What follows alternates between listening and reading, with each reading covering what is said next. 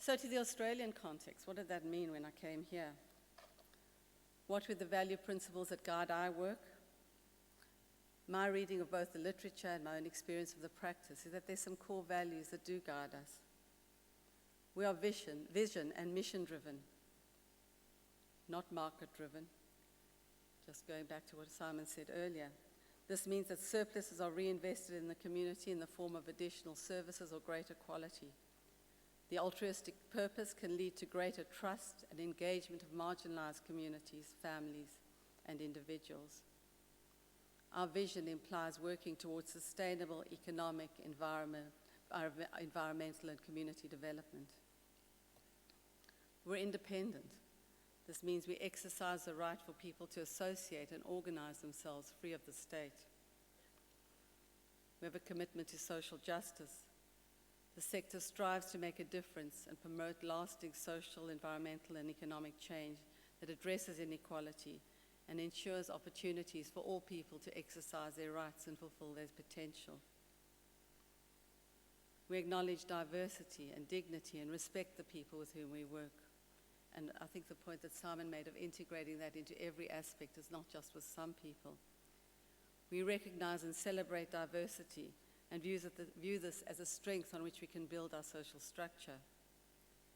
This also means a commitment to taking account of individual needs and circumstances and developing integrity in relationships. We are responsive and flexible. We can provide quality services and be more responsive to emerging and unrecognized needs.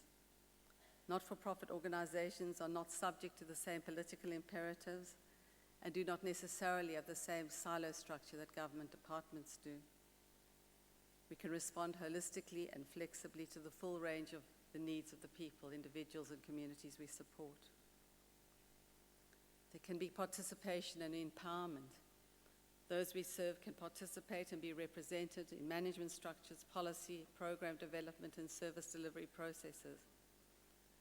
A long-term commitment to issues or clients, groups, or communities brings a potent history, and that can support us to develop new understandings of social issues and fresh ways of addressing them. Our altruistic mission generates goodwill, which mobilizes additional human and material resources, which can build community cohesion and develop social capital.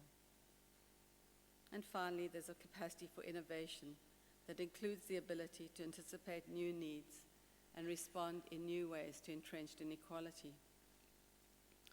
Those are just some of the values that I hold dear and that I believe the sector holds dear, but no doubt many of you will hold others in your heart and use that as a guiding light in the work you do.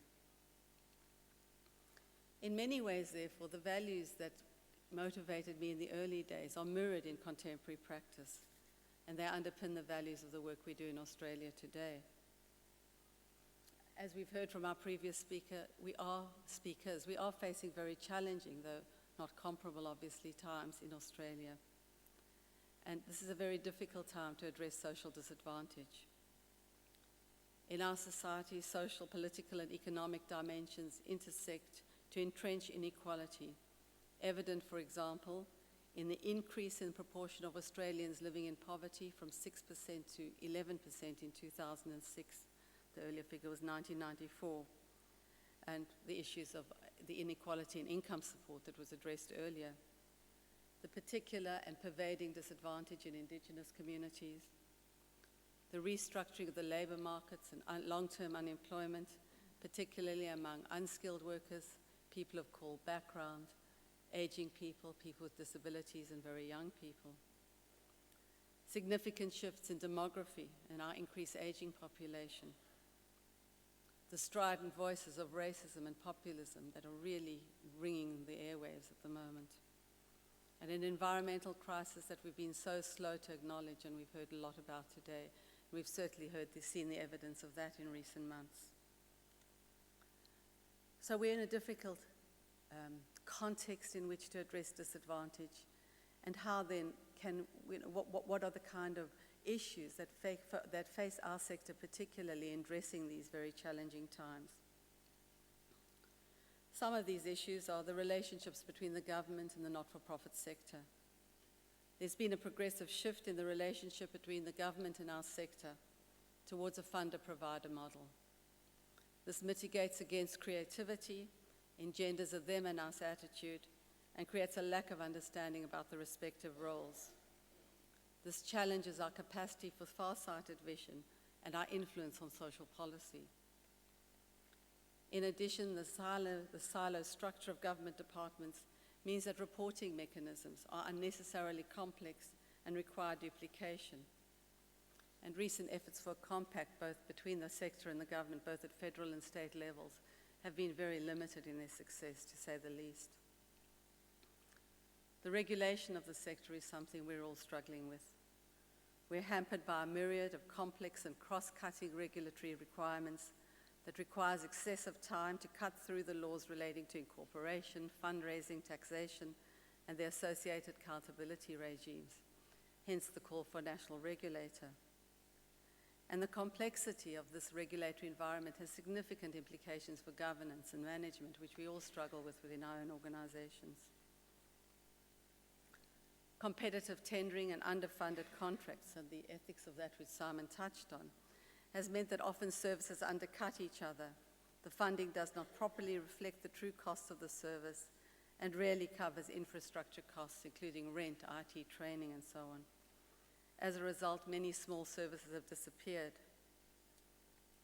In addition, many organizations have had to become more strategic, and many, especially the larger organizations, are not simply focused on mission, but are focused on economics and profitability, and in the social enterprise environment, we've seen that. Another factor that's affecting us is the influx of for-profit organizations, which have very strong foothold, particularly in the childcare sector, in aged care services. And I read a recent article that we're going to hear about this later in the conference, with the proposal for a national disability insurance scheme. There have already been a number of articles in the financial press about the opportunities for the for-profit sector. We've touched on early on workforce issues, and we face significant workforce challenges, including the relative pay inequities, as evidenced by the current wages case, the casualization of the workforce, the aging of the workforce, and the issues of appropriate training and qualifications. All of these factors weigh very heavily on our capacity to fulfill our vision and live by our values. They combine to stifle innovation and our capacity to formulate new approaches to emerging needs. There is very limited opportunity for organizations in the sector to imagine, to create, to experiment, and to seek funding for issues not yet on the mainstream agenda and solutions that are outside the focus of government. Our vision, our independence, our capacity for responsiveness are all compromised. How then can we in the not-for-profit sector hold fast to our values and remain effective and vibrant in these circumstances? How do we navigate the challenges? If only I had an easy answer. That's obviously what we're all going to be debating in the next couple of days, and will be debating and working on probably for the rest of our lifetimes and beyond. But perhaps I can point to what's possible. And for that, I'll return to Apartheid South Africa, the crucible in which my thinking about values and social justice was forged. I was working in the townships and saw daily the enormous deprivations faced by black people. It was illegal for white people to be in those townships, but I couldn't get a permit for the work that I was doing. I lived in an apartment in a beautiful area, but only white people were able to live there unless they were servants. The tension I experienced in this land of conflict and contradiction was extreme. I was afraid to act, and I was compelled to act. My home overlooked the ocean, and in the distance I could see Robben Island, where Nelson Mandela was imprisoned. Here was a man who knew what it was to live from his principles at his very core, at almost any cost.